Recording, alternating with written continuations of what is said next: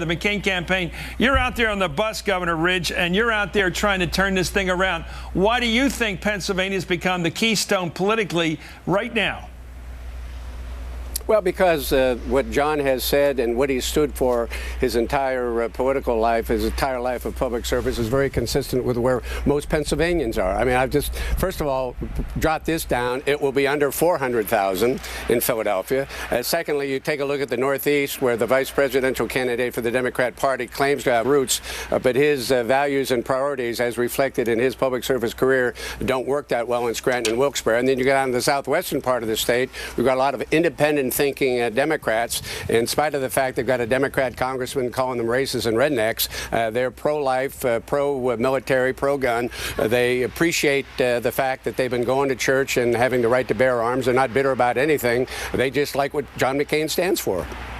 So why is he 15 points down in Pennsylvania right now in the average of all the polls? Yeah, well, Chris, I don't know what polls you're looking at. There are polls, and polls. We're looking at all of them. Look at it. It's called, Governor, it's called pollster.com. Everybody can look it up. It's transparent. It's the number we all look at. It's all the, including the conservative polls like Rasmussen and Opinion Dynamics. Put them all on the list. Well, it's a 15-point spread.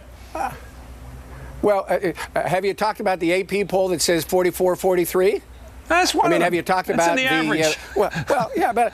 Well, listen, okay, but the point of the fact is we know we're behind in Pennsylvania. I was behind with 2 weeks going out, probably about as much as John is now. But the fact of the matter is this is a battleground state. We love playing offense. We love comparing John's credibility on issues and his consistency on issues dealing with the economy, dealing with public financing, dealing with energy independence. There's a huge contrast that we've been drawing all day long today about what Senator Obama has said on an issue and how he's been able to change his position depending on how the political winds blow. And at the end of the day, I think Pennsylvania is interested in a consistent, principled leader who doesn't necessarily change the position politically because it favors him. And at the end of the day, that kind of credibility and principled leadership will win on election day.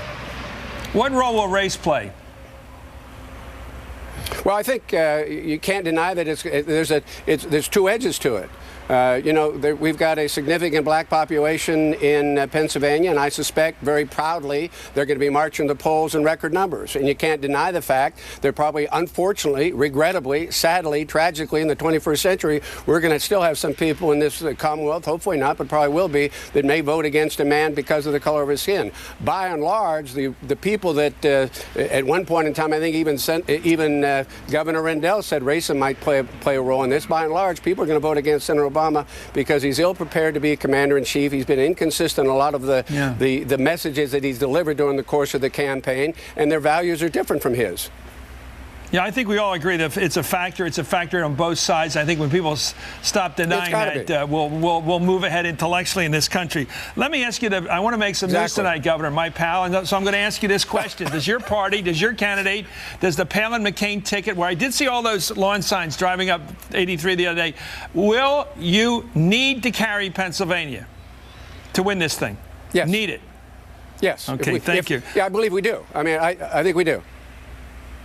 I don't think there's any question about it. Because what it does, Chris, it's not just the 21 votes. If we take Pennsylvania, it's really 42 votes. We get the 21 that they've got in their column, and they go out and hustle and find 21 more. And we believe if we win Pennsylvania, we win the presidency, pure and simple. Because you're taking what they thought they had. Let me ask you about Sarah Palin. I know she's been popular out in the Southwest. She's popular in the Northeast. Is she still got the new car smell? Or does she still got the excitement level that she had a month ago?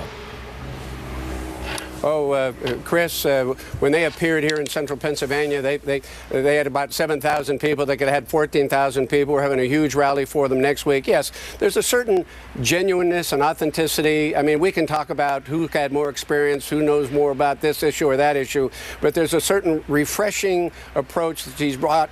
She doesn't talk inside beltway. She doesn't talk like the Washington psychobabble. She's very refreshing in that regard. She energizes our base. And we're delighted to have her. And she's going to be in Pennsylvania a couple of times next week, and I plan on campaigning with her.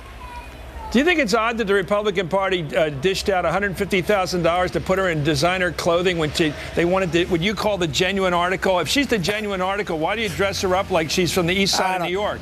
What's the idea? In other words, it seems to me, I think she looks great. I love her clothing taste. I don't know anything about style. I don't know who Valentino is. I thought he was a movie star 50, 100 years ago. Well, because it's all over the place and it's $150,000 and if you're selling her as the lady from the countryside and then you present her as the fashion plate, which is it? That's all. Well, listen.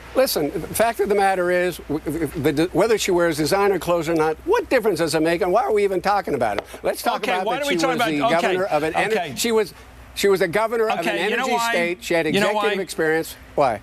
Because your party's talking about Joe the plumber. Every damn speech that McCain gives now is about some guy named Joe the plumber out there who really exists, and his house is not worth, we're going to bring it up in the next segment of the show, is not worth what her latest clothing allowance is worth. That's why we're trying to find some authenticity about the real economic challenges facing people, and you're spending more money on her clothes than on your guy, your iconic hero's house is worth.